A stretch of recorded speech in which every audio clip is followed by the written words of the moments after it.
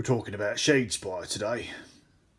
Slice, glue, paint, enjoy. Good day to you all, it's Cragum here, and bam bam bam bam, what looks like the cover of a mystic Age of Sigmar related comic book cover. We have Warhammer World, Underworlds, ShadeSpire, the board game, yes. So it's been out for a very long time now, but I picked myself one up, and I thought I'd do an unboxing because I love showing you guys what I get, and also just sharing. So you guys, if you're questioning it and you do come across the channel, you find this stuff and you go, "Oh, that looks nice." That yeah, it does.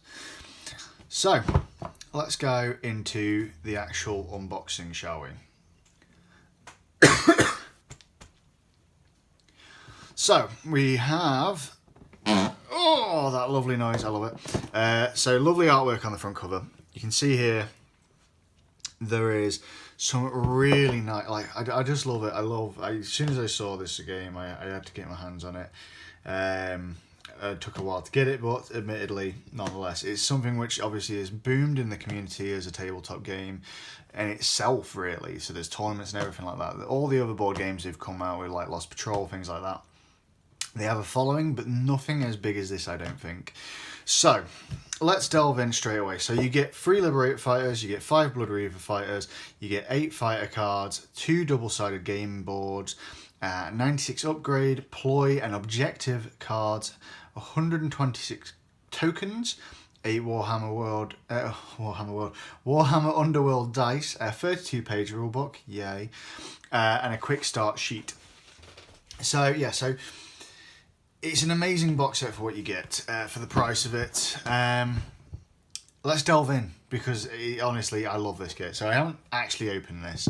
So let's move the lovely lid further away. So first we, of course, are with all these box sets greeted by this, what I think it's not snap fit entirely, because I can see this guy. Oh no, it is snap fit, no glue required. Okay. So if you do want to just start this up as a tabletop game, a board game, you have at the weekends, but you haven't got the hobby stuff because you don't really do the hobby. There you go. This is perfect because you don't actually need glue. Obviously myself, I will be gluing like many of us, but it's just a beautiful thing to see that you can actually just put these together with no glue. Beautiful sculpts as well. So that is the Blood Reavers on one side. You've got the 3 Liberators. So the Liberators, I'm normally not a big fan of Stormcast, but these 3 sculpts and poses were one of my favourite ones they've done. Again, I'm not a huge fan on Stormcast in general. I don't like the design of them, things like that. But these guys they're superb. I've seen some nice conversions as well. And hopefully it will do some paint jobs that will justify the end result of these guys. So pop that to one side. Next we have the game board panels, and I believe the tokens on the other side. So I'll have a look at them last, so I'll pop them to one side for the moment being. So when we've got the screws, so we have the Liberators on one sprue, the blue sprue. So this is the kind of the coloured sprue, which obviously has become very popular with GW now.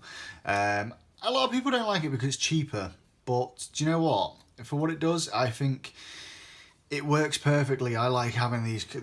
Cheaper is better. I got my Redemptor. It was the cheapest sprue. I didn't care. I've got some Marines somewhere to make up. I've got some Khorne Warriors I've built as well in the past, which are all easy to build stuff, and they're really nice. Like, when you look at the quality and the detail of some of these things, like, just... it's just all there, and the fact that all this is snap fit is just fantastic. I remember back in the day when an orc came with both arms, both legs, the arms, the legs, everything was all individually like and it was still a starter kit, but it got you into the hobby. But this is I love it. I love these bases. These bases are fantastic. It's particularly this one where you put the giant kind of Stormcast slice, helmed statue on the base. That's really nice. So I will obviously, once I've got these guys made and started painting, I'll probably do an update on them as well. Next we have the Blood Reavers. The Blood Reavers are, I mean, I'm a big fan of Blood Reavers. I have them for my Khorne Berserkers conversions. I bought an entire box of them and went to town with them. I am a big fan of the Blood Reavers. I will probably be, I mean, I have the Sepulture Guard as well, which will be another video to review, but Sepulture Guard are great, but nothing better about a bunch of Khorne warriors going in and just butchering people. And I love, again, how GW has come along with these sculpts is amazing.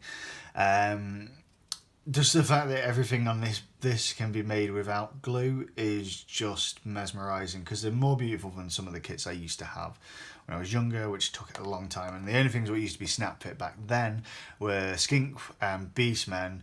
Skinks were just those tiny little guys with a bow and arrow or a spear, and you used to get them in a box that looked like, I think it was 24 for a tenner or something like that, and the only thing what was snap fit about them was they snapped straight into the base. Maybe square slaughter bases, rest in peace. So yeah, honestly, I wish the camera would do them justice. I'm gonna try and get in there. I don't know if that's focusing. But just the beautiful. Oh, what's this? We have ShadeSpire. This was just the beginning. Was it now? It definitely was, as we've got like about 20 more gangs out now, warbands, whatever they are called, out. I've realised I actually have put the rulebook out already, because I actually opened this preemptively.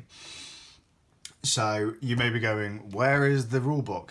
Don't you worry, I will go get that right now so we can have a look at that, because I realise as much as I have all these things and I'm like, oh, it's great, the rulebook is in there as well. So just hold on and I will get that now.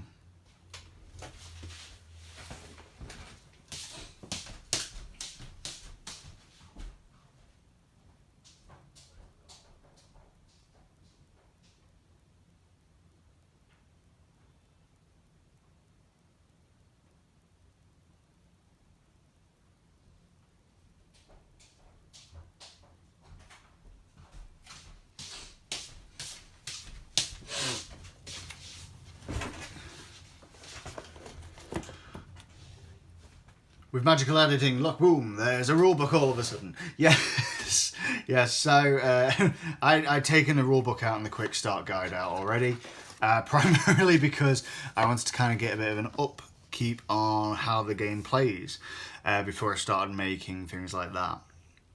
And to this point, even with the quick start guide, I mean, I haven't obviously unboxed and tried it, I'm still completely bewildered. I'll learn it, I know I will, but yeah. So there's a quick start guide, so it gives you a quick kind of reference into how you play the game, kind of with the attack ranges, things like that. I won't go into the rules because I don't want to, because this is an unboxing. I can't go into rules because I don't understand it, so I don't want to say stuff which is not true. The rule book is, again, like I said before, I have had a flick through this already prior to the unboxing, and I slapped my wrist. I don't normally do that. But overall, this book is beautifully illustrated. I mean, this has to be some of my favourite artwork. I love just, I mean, obviously now this shows all our warbands in one. So you have the dwarves who were released, the Khorne warriors who are in the box, the same with the Liberators, the Skaven have already come out, the Sepulture Guard have, the Orcs have, and now these two have as well, the additional kind of Stormcast and Khorne warriors. But I don't think that's going to be the end for ShadeSpire. I think we will get more in the future. So yeah, I mean, the coverage on, oh, there you go. So yeah, it gives you the kind of the different kind of warriors of ShadeSpire. It doesn't cover. So it covers these guys, the Garrick's, Reavers and Margot's Fiends, all in one thing, which I quite like. But yeah, I'm hoping there'll be more, because it's done really well as a game, and like Necromunda, it's really boomed because this is what some of the hobbyists really wanted. And yeah, it's just, I mean, like I say, this is all the rules, things like that, so I don't want to kind of sit there and show you, but it's a thing of beauty. I really like it. I think it's a very nice bite-sized booklet, which you could probably read in the evening if you wanted to, or sit down there with your models and do it.